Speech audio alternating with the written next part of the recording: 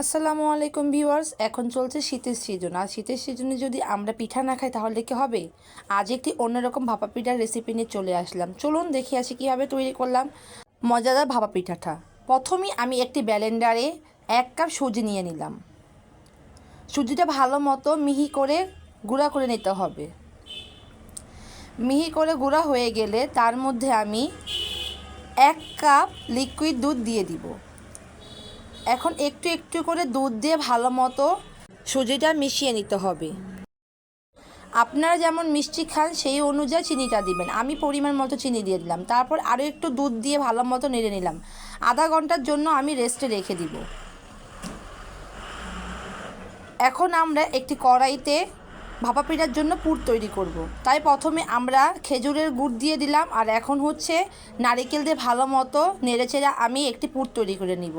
আধা ঘন্টা পরে সেই সুজির ডোটাকে আমরা এখন ভালো মতো মিশিয়ে নিব।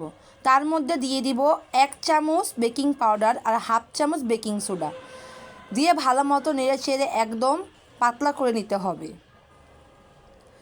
সামান্য পরিমাণ একটু দুধ দিয়ে দিলাম পাতলা করার জন্য।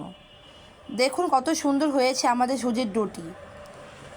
এখন আমরা ভাপা পিঠা তৈরি করার জন্য একটি কেকের ডাইস নিয়ে নিলাম। এই কাপ কেকের ডাইসের মধ্যে আমরা এখন অল্প অল্প করে সুজির ডোগুলো দিয়ে দিচ্ছি।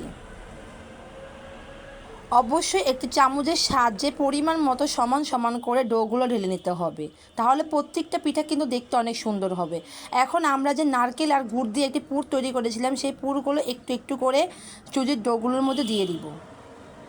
পিঠাগুলো সিদ্ধ করার জন্য আমি একটি কড়াইতে গরম পানি করে নিয়েছি। এখন আমি সুন্দর করে কেকের ডাইসটি বসিয়ে দিলাম। এখন 10 থেকে 15 মিনিটের জন্য ঢাকনা দিয়ে ঢেকে দিব। 10 থেকে 15 মিনিট পর দেখুন আমি ঢাকনাটা উঠিয়ে ভালো মতো হাত দিয়ে চেপে চেপে দেখছি আমার পিঠাটা কিন্তু খুবই সুন্দর হয়েছে।